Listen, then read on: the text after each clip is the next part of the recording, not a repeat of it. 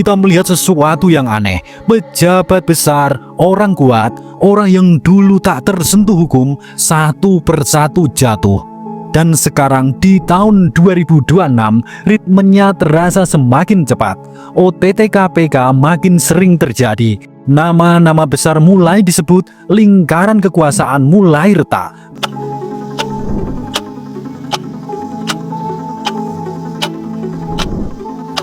Assalamualaikum warahmatullahi wabarakatuh. Salam waras-waras wae.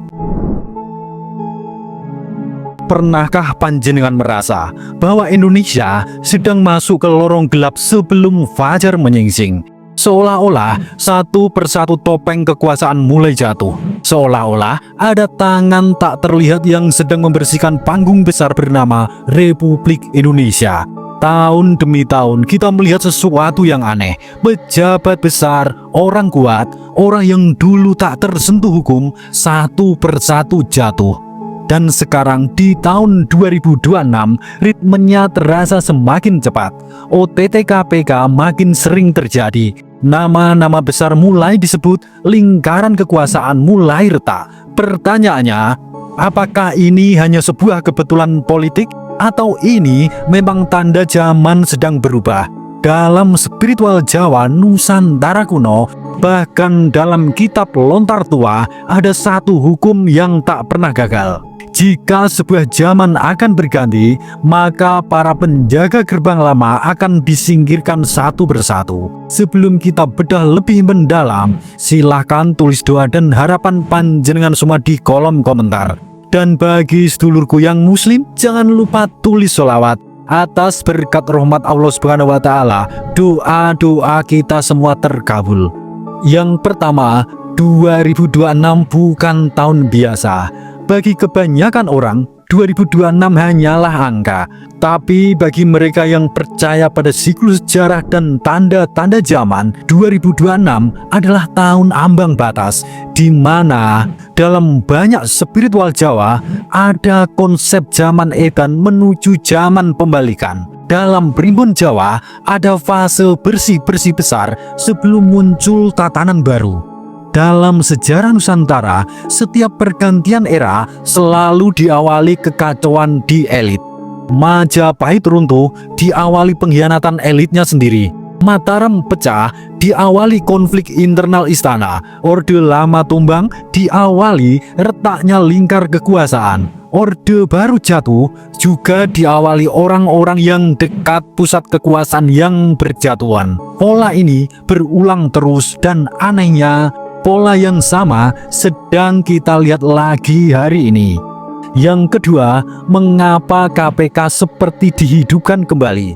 Beberapa tahun lalu banyak orang bilang KPK sudah lemah, KPK sudah jinak, dan KPK sudah dikendalikan. Tapi sekarang OTT muncul lagi, pejabat daerah tumbang lagi, orang-orang kuat mulai gelisah. Ini bukan sekedar soal hukum. Dalam ilmu kekuasaan ada istilah, saat pusat ingin berganti arah, maka alat pembersih akan difungsikan kembali. Dan sejarah Indonesia membuktikan itu. Tahun 1997-1998, aparat hukum tiba-tiba menjadi galak dan tegas.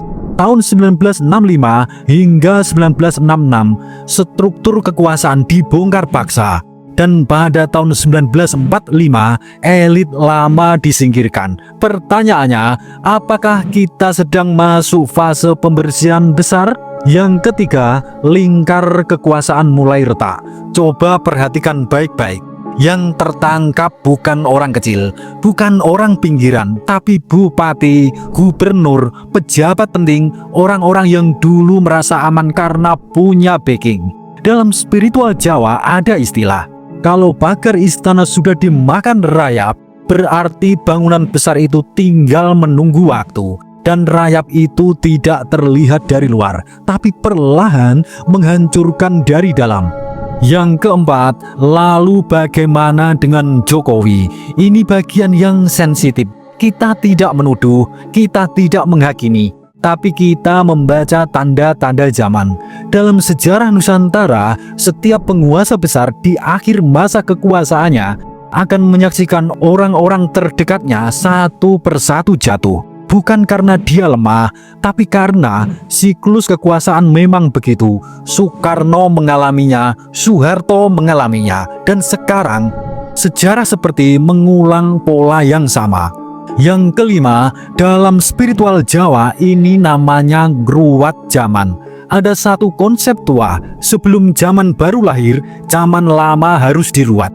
Ruatan itu bisa lewat bencana, bisa lewat krisis, bisa lewat skandal, dan bisa lewat terbongkarnya borok elit. Tujuannya cuma satu, membersihkan energi kekuasaan. Dan Indonesia sejak 2024 sampai sekarang penuh dengan peristiwa pembukaan aib. Yang keenam, 2026 dan ramalan zaman pembalikan.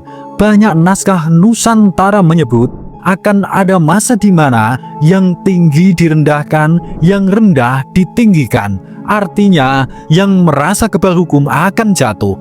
Yang selama ini tertindas mulai naik, yang berkuasa dengan cara kotor satu persatu dibuka.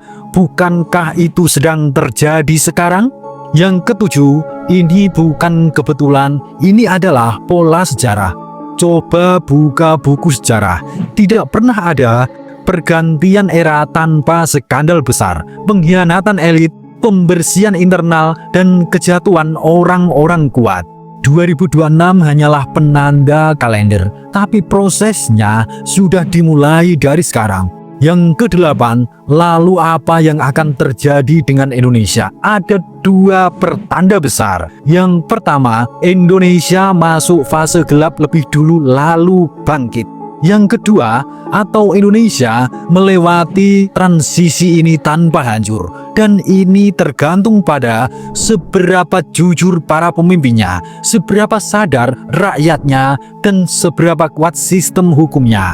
Yang kesembilan, sebuah pesan untuk rakyat biasa. Dalam kitab Jawa ada pesan sederhana.